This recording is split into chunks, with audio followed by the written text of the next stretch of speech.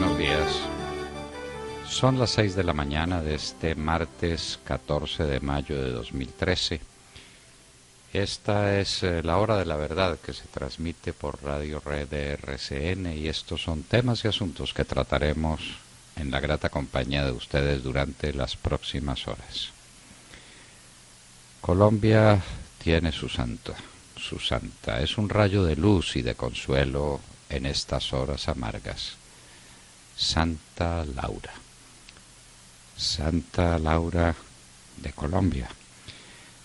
La familia Montoya nos perdonará seguramente de muy buen grado que suprimamos por ahora el apellido de Laura para decir que es de toda Colombia y de la humanidad entera y de todos los que aspiran a tener una vida más alta en Jesús y en María.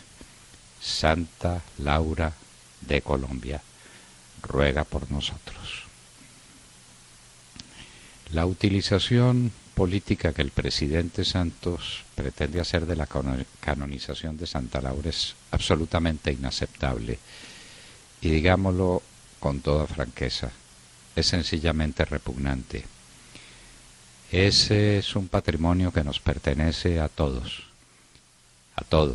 lo que Laura significó en amor por la humanidad, en dedicación, en constancia, en la benevolencia, en el amor por los demás. Eso no nos lo pueden cercenar, ni parcelar, ni utilizar. En Colombia, confirmada la renuncia de Juan Camilo Restrepo, que porque ya había terminado todas sus funciones ministeriales. Una obra ministerial no se acaba nunca. La pregunta entonces es simple. ¿Por qué se fue Juan Camilo Restrepo?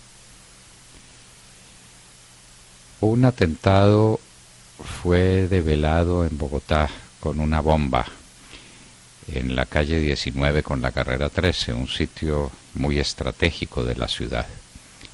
¿Qué pasaría? Hay una noticia del tiempo a la que hay que seguirle la pista, y es que al presidente Santos le quedó chiquita Colombia, y por eso ahora va por el resto del mundo. Se va a catequizar a la humanidad entera, a explicarle a los demás gobernantes cómo se gobierna, para hacer del resto del mundo un país tan feliz como Colombia. En eso andan. ¿Pero qué significará? En Venezuela, Globovisión o el viaje al chavismo de la prensa libre. Ya le notificaron a los empleados que Globovisión no volverá a ser la misma. Claro que no volverá a ser la misma. ¿Quién tiene duda de ello? Nadie. Globovisión, la que conocimos, la que era el consuelo para decirnos la verdad en un mundo completamente artificial y mentiroso, pasó a mala vida, a la vida del chavismo. Mientras tanto, otro país lleno de socialismo del siglo XXI, Argentina, tiene un problema económico que se va a disparar en los próximos días. El tipo de cambio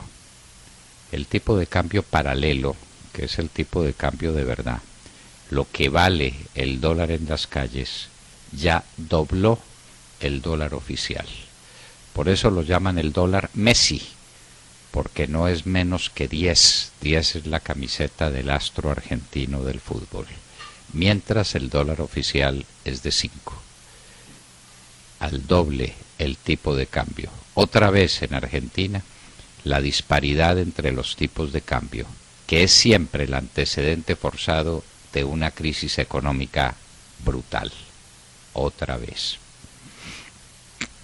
En Colombia, el presidente Uribe, llamado a versión libre en la Comisión de Acusaciones para que explique sus actuaciones en el conflicto de La Haya, ya se convirtió en una especie de deporte favorito de los instructores de la Comisión de Acusaciones, llamar al presidente Uribe a que explique esto y aquello. no llaman al presidente Santos para que explique por qué ratificó con su silencio las declaraciones de su canciller cuando dijo que lo de Nicaragua se iba a perder, porque la Corte de la Haya siempre dictaba sentencias salomónicas dándole un poquito al uno y otro poquito al otro. Fueron unas declaraciones imprudentes, unas declaraciones insostenibles, que contribuyeron, sin ninguna duda, a tranquilizar la conciencia de los magistrados que fallaron en contra de Colombia. Pero al presidente Santos no lo llaman, porque los miembros de la acusación también están apuntados a la mermelada. Con mermelada todo se compra. Hoy amanecen las bolsas con sorprendente calma. No obstante, no hay buenas noticias en el índice de confianza del consumidor en Alemania. El Dow Jones sigue por encima de los 15.000 puntos en 15.057. El euro ligeramente por debajo de 1.30 a 1.2979. Los bonos de España y de Italia tienen rendimientos de 4.27 y 3.97 respectivamente. El precio WTI del petróleo cerró anoche a $95.14. Y en Colombia, la noticia: cae la inversión extranjera directa con una caída formidable del 33% en la que se aplica a industria y a comercio fundamentalmente. En Bangladesh, ¿recuerdan ustedes la catástrofe de la fábrica que se desplomó con una cantidad de trabajadores que laboraban en condiciones casi inhumanas dentro de esas paredes endebles? Pues bien, el gobierno de Bangladesh ha permitido el trabajo de los sindicatos, que estaba prohibido. Después de 1.127 muertos, no es una mala idea. En New Orleans, allá en Estados Unidos, están investigando a qué se debió el tiroteo en el que fueron heridas 19 personas.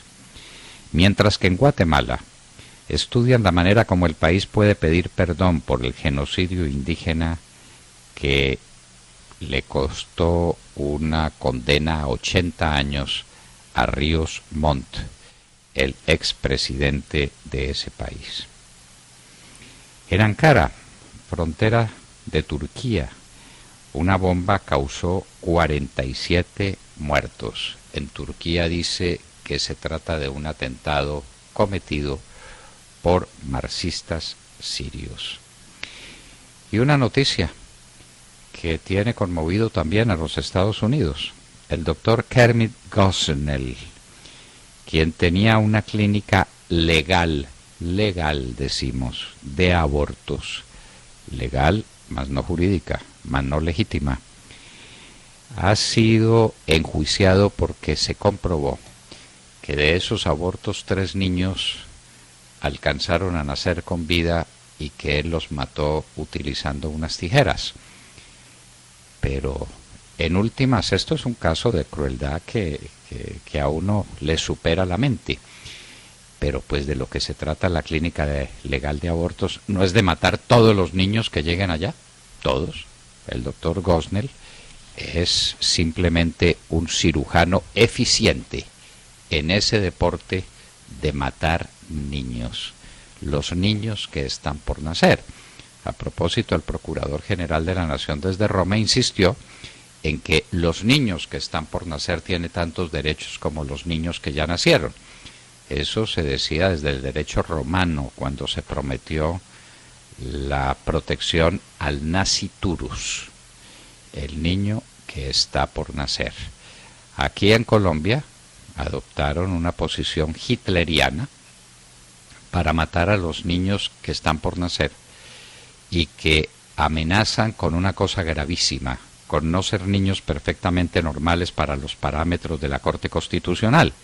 El niño que no va a ser normal, que tiene alguna deficiencia posible, hay que matarlo. Eso es lo que dice la Corte Constitucional y le da derecho a las madres para que lo maten y a los médicos les ordena que maten a las criaturas. Eso era lo que hacía exactamente Hitler. Era la eugenesia hitleriana para purificar la raza. Hitler y la Corte Constitucional colombiano. Mire usted dónde se emparentan. Y luego terminamos este relato insistiendo en una cosa tremenda: cómo utilizar la voz de un papa para sacar provecho político. Juan Manuel Santos lo explicará al pueblo colombiano. Eso le parece no solamente un disparate, sino una posición, dirían los franceses, dégoûtant, algo así como repugnante, que no es posible digerir. Y Hoy en la Historia recordaremos a un personaje siniestro que se hizo llamar él mismo el Príncipe de la Paz. Esto no es nuevo. A los personajes políticos de cierta laya les fascina que los identifiquen con la paz. El Príncipe de la Paz, Manuel Godoy, el amante de María Luisa, reina de España. De todo esto y de mucho más hablaremos con ustedes en las próximas horas, en la Hora de la Verdad. Muy buenos días. Bueno, pues Colombia fue la protagonista en el Vaticano, gracias a la Madre Laura elevada a los altares. La santa colombiana hizo que el Papa Francisco rompiera el protocolo y habló en español para anunciar a la primera santa de su pontificado, precisamente colombiana.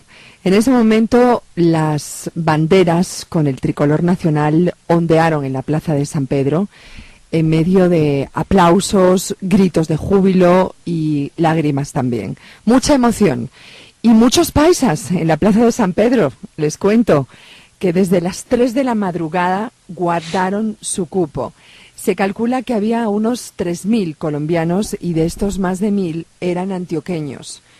Estuvo también el presidente Juan Manuel Santos con una amplia comitiva en lo que algunos han llamado una politización descarada de la primera santa colombiana. Y es que por alguna extraña razón, la nueva santa colombiana pasó a un segundo plano en el discurso del presidente y el tema se centró en la mesa de negociación de La Habana. Pues quiero contarle, Montserrat, que según escribió Claudia Gurizati anoche en Twitter, dijo que recibió una carta de los familiares de la Santa Laura diciendo que no toleraban más el uso político que el presidente Santos hace de ella. Después, la periodista Claudia Gurizati en NTN 24 entrevistó a una sobrina de la Santa Laura y la sobrina dijo que no estaba de acuerdo con que el presidente Santos utilizara la canonización de su tía para defender el proceso de paz con las FARC. Se habló de la bendición del Papa al proceso de paz en los periódicos, incluso pues hoy vemos en una de las noticias, Papa Francisco le dio su bendición al proceso de paz. Contó el presidente Juan Manuel Santos y a la reforma a la salud también. Ah, también. Sí, y a la reforma laboral. Claro, claro. Y a la seguridad del gobierno de Santos. Ah, también. ya, también. Sí. Es que el Papa, eso no lo transcribieron, pero el Papa. El Papa sí le dio tiempo a todo eso. Claro, le dedicó todo su tiempo a respaldar la acción del presidente del gobierno, la política colombiana. Sí, la política colombiana, claro. Contó también, usted no vio cómo dijo el presidente Juan Manuel Santos que el Papa lo llamó valiente, ¿no? Porque porque dijo que precisamente solo los valientes persisten en ese tipo de objetivos que, aunque costosos, merecen la pena. Y reconoció que eso lo llena de emoción y de optimismo para continuar buscando la paz, dijo el presidente Juan Manuel Santos.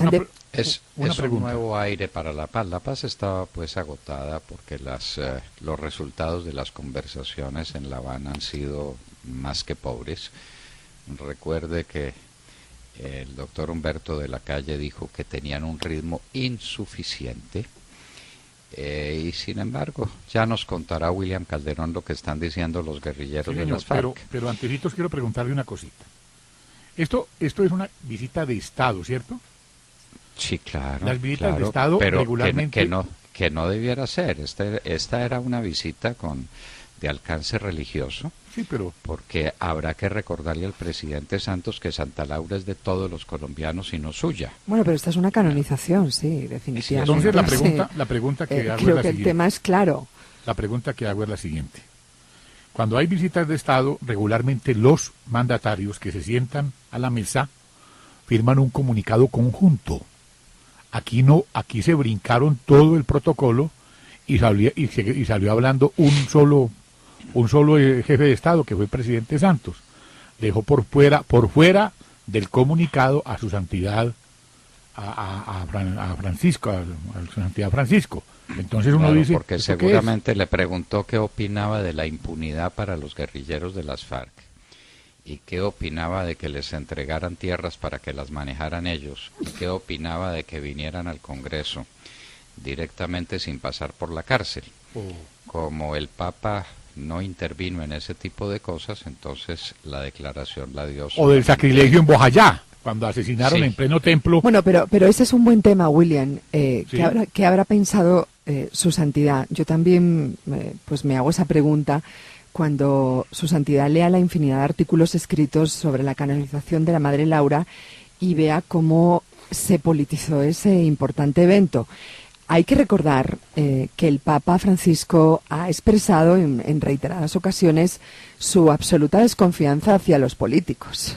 Yo creo que esto justifica totalmente su desconfianza, definitivamente.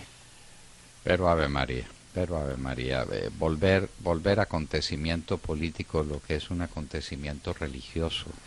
Allá a la Plaza de San Pedro y al Vaticano llegaron los colombianos y ahí estábamos todos de corazón, recordando a la Madre Laura, pidiendo su intercesión ante nosotros para que nos traiga la paz del alma que ella conquistó con tantos sacrificios. El camino de la santidad es un camino muy duro, no es un camino fácil. Ella lo hizo, y lo hizo con cuál devoción, y entregó su vida por los pobres, por los menesterosos, por las niñas que no tenían hogar para educarlas, por los indígenas abandonados del mundo en aquella época. Estamos hablando de hace muchos años. La Madre Laura murió en 1949 y durante todos los comienzos del siglo XX ella iluminó al mundo con su santidad para que ahora la queramos poner al servicio de un trabajo político. Entonces, ahora a ver cómo refleja en las encuestas la visita a la Madre Laura y la visita de Juan Manuel Santos, pidiéndole al Papa que viniera a Colombia.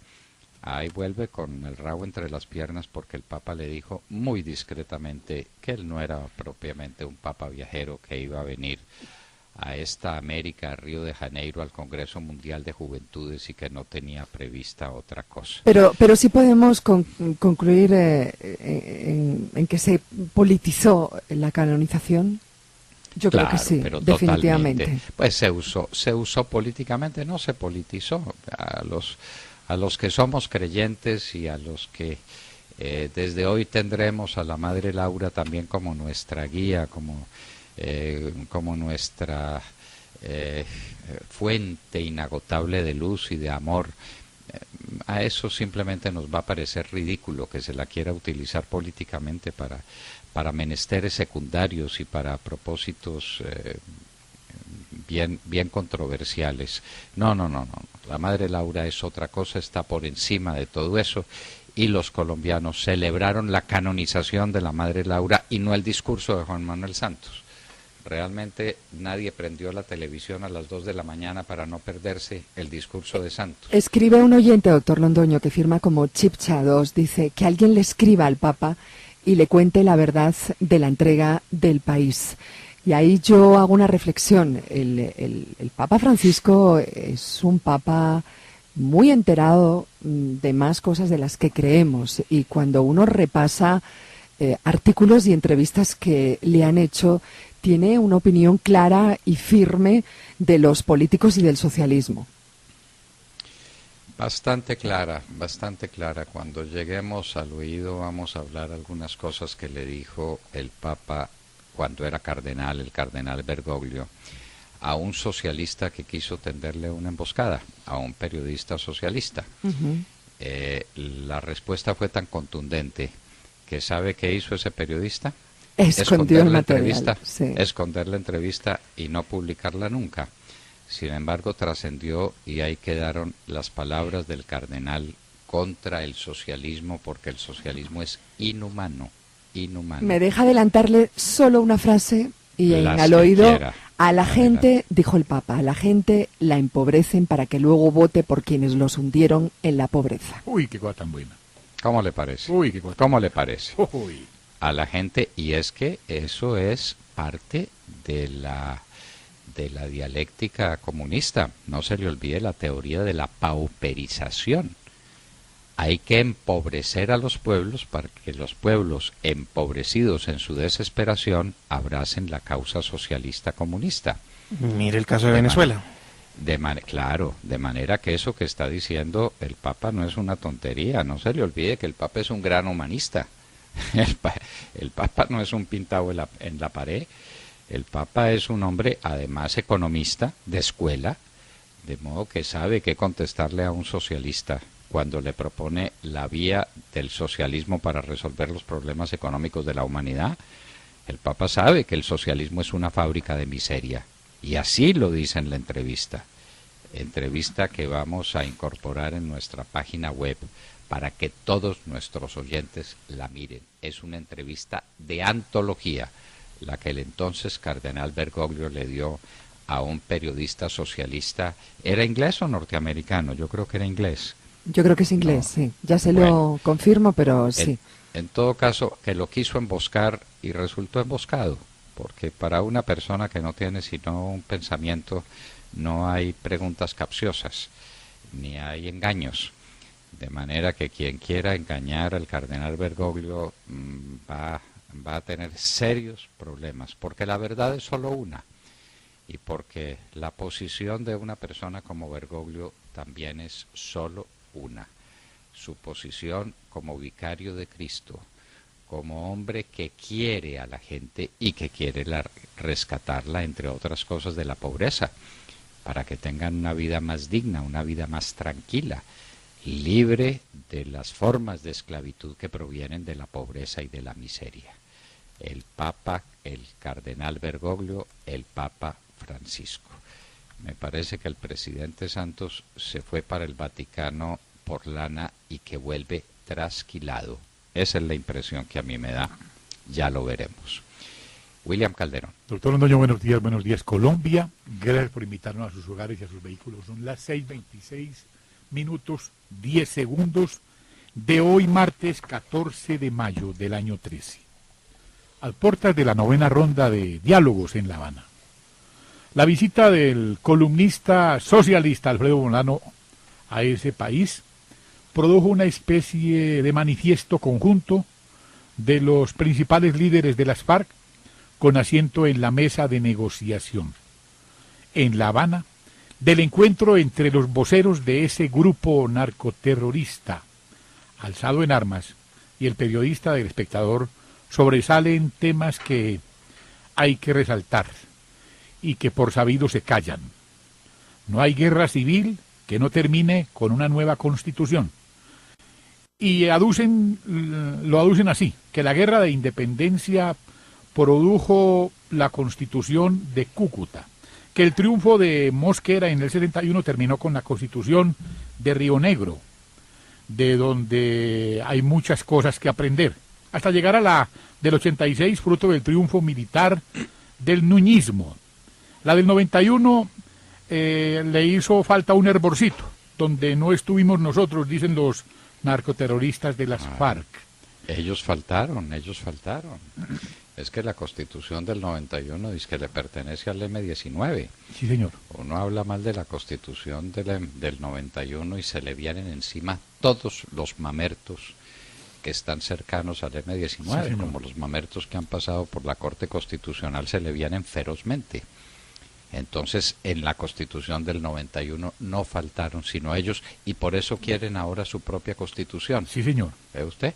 Que no están dispuestos a pagar cárcel, que no fueron a La Habana a entregar las armas, que no les han podido quitar durante 50 años. Y rematan diciendo que por la paz las cortes internacionales están dispuestas a sacrificar su rigidez. Mejor dicho, Sí. doctor Londoño, apague y vámonos. ¿Quién les contaría eso de que las cortes internacionales están dispuestas a dejar su rigidez? Si lo que han dicho todas es que por delitos de lesa humanidad no hay amnistía ni indulto posibles.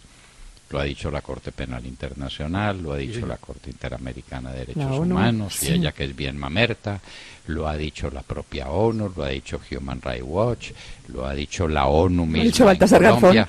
Hasta Garzón. Baltasar, hasta el Imagínese. juez Hasta Baltasar Baltasar Garzón, Garzón. hágame el favor, hasta un mamertazo como ese, de conducta bien complicada. Bueno, ahora es que está de novio de Cristina Fernández, ¿no? Tal vez ese noviazgo lo mejore o lo empeore, uno no sabe. Bueno, le debe caer por la platica, dice esta viuda está buena de billete. Ay, sí, es incorregible, ¿eh?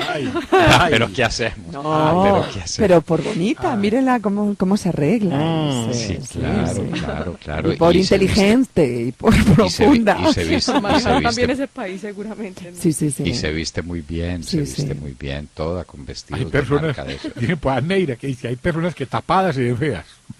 Bueno, Oiga, qué mal. bueno, pero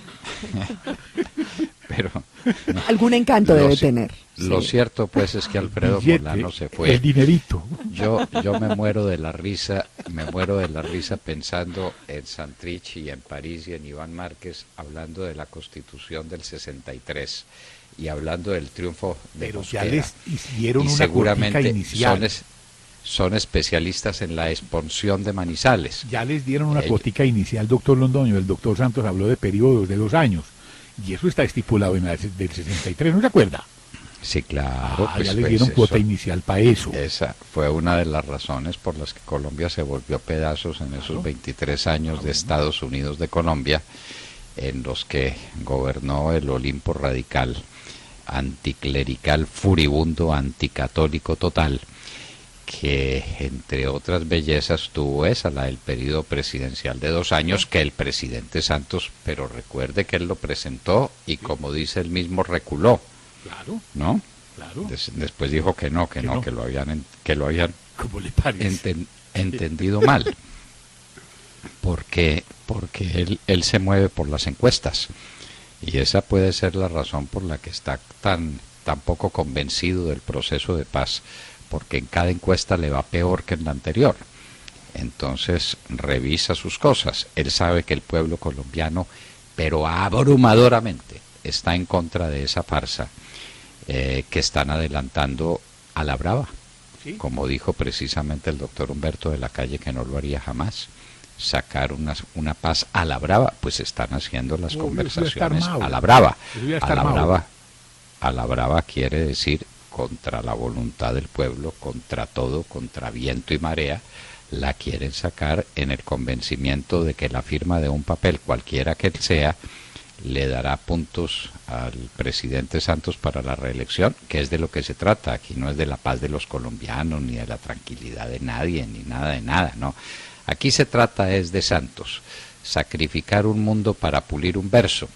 El verso es el presidente y el mundo que están sacrificando es el nuestro. Jessica López. Hola, muy buenos días, un cordial saludo para todos. 6:32 en la mañana. Iniciamos este martes laboral contándole a nuestros oyentes que ayer el gobierno de Venezuela puso en marcha el llamado Plan Patria Segura, que incluye la toma de las calles de Caracas por parte de 3.000 soldados que tendrán el objetivo, según dijo ayer Nicolás Maduro, de hacer frente a los altos índices de criminalidad que sufre Venezuela.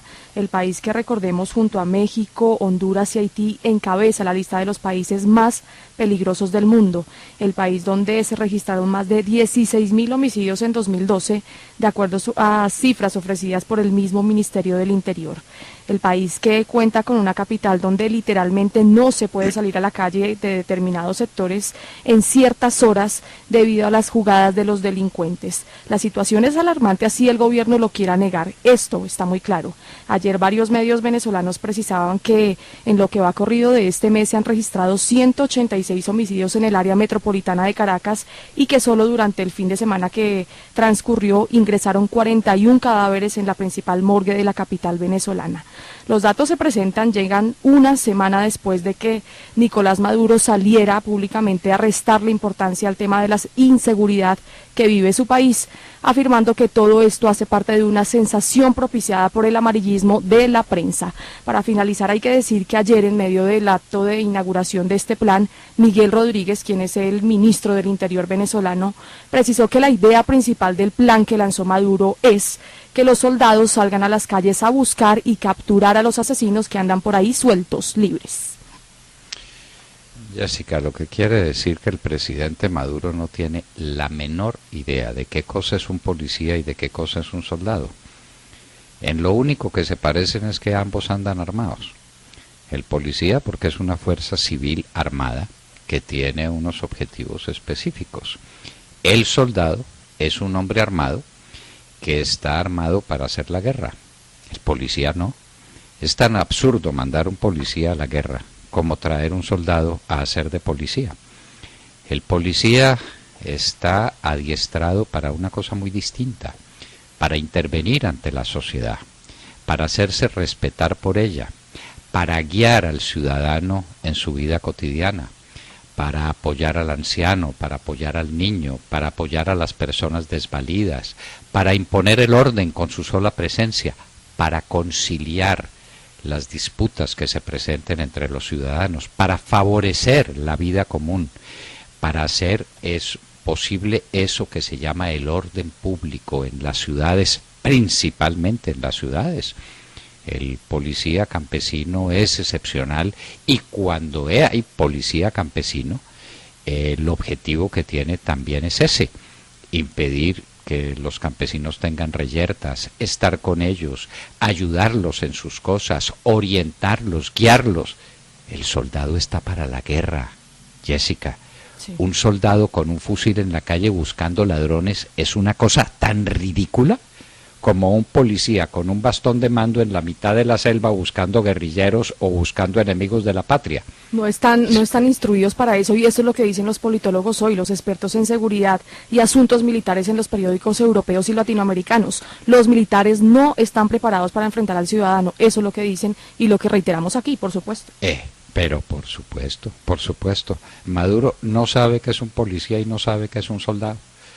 Entonces, a veces aquí sacan a los soldados a la calle, pero pues se supone que hay una situación extrema que se puede salir de las manos de la policía, que la policía no tenga fuerza suficiente para enfrentar bandas armadas o grupos armados que irrumpan en las ciudades y que se quieran tomar Palacio o cosa por el estilo, como lo que pasó el 9 de abril de 1948.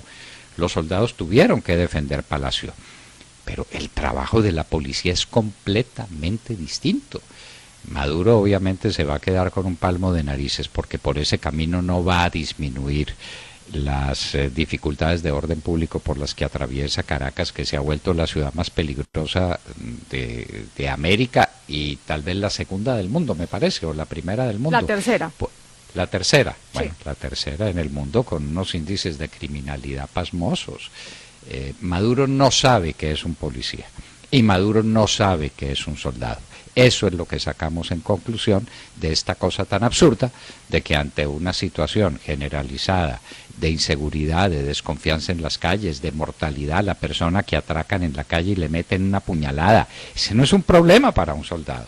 Ese es un problema para un policía suficientemente adiestrado, capaz, técnicamente respaldado para hacerle frente a la criminalidad. Pero hágame el favor, dedíquese a adiestrar más policías, a hacer más eficaces los policías que tiene, pero esa idea pues ahora seguramente sacará los tanques de guerra, ¿no?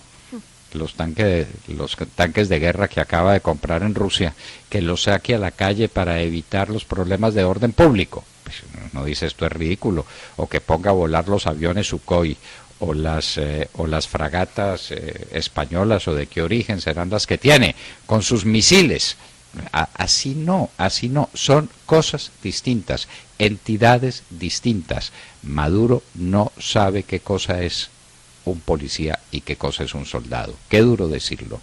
Sergio Gel. Doctor Londoño, muy buenos días. Y además súmele el enfrentamiento que hay con la Polar, el principal productor de alimentos en Venezuela, ¿no? También está caliente el tema, pero es una corta semana la que comienza, estamos llenos de noticias. Nos concentramos hoy en información que revela el Banco de la República sobre la inversión extranjera. Una dramática caída de la inversión extranjera directa en nuestro país, cayó 8,8% en el primer trimestre de este año, llegando a los 3.837 millones de dólares, esto contra los 4.210 millones de dólares que alcanzó en el primer trimestre de 2012.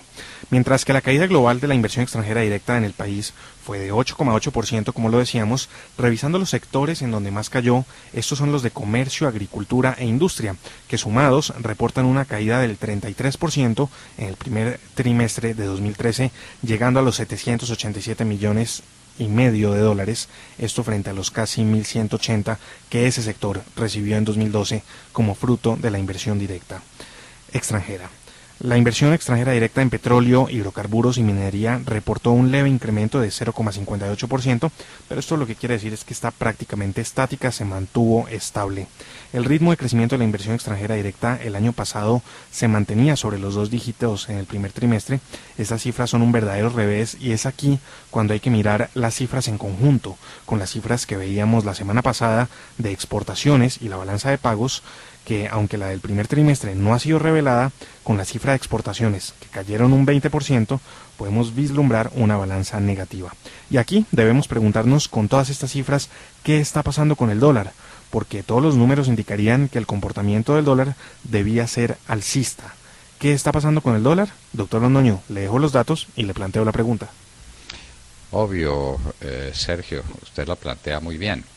Si hubo 400 millones de dólares por inversión directa, si hay muchos millones de dólares menos por la caída de las exportaciones, entonces, dígame, no hay, mire las inversiones de portafolio, a ver si alguien le da la cifra. Las inversiones de portafolio han tenido que caer muy duramente en estos primeros meses. Entonces, menos dólares en la calle significaría un precio más alto para los dólares. Lo que escasea sube de precio.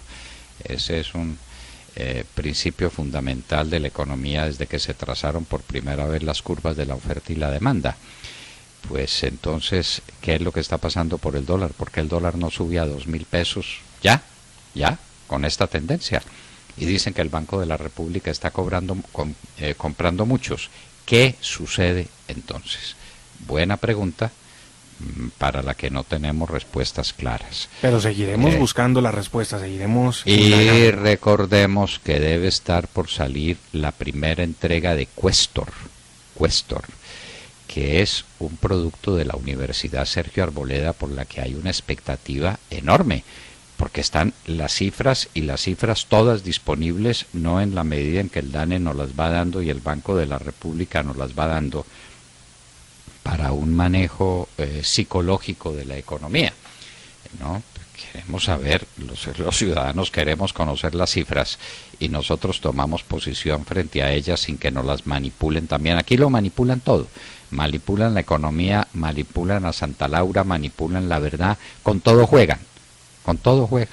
La mermelada da para todo, la mermelada da para toda la tostada, lo dijo Juan Carlos Echeverri cuando era ministro de Hacienda. No estaba pensando seguramente en Interbolsa, sino en toda la tostada del país, da para toda ella. Y entonces estas eran las noticias para iniciar la mañana. En un minuto estaremos con el doctor Carlos Holmes Trujillo, candidato a la presidencia de la República por el uribismo. Son las 6 de la mañana, 42 minutos. Esta es la hora de la verdad en Radio Red de RCN. La resistencia, potencia y fortaleza de Squash. Perfecta hidratación.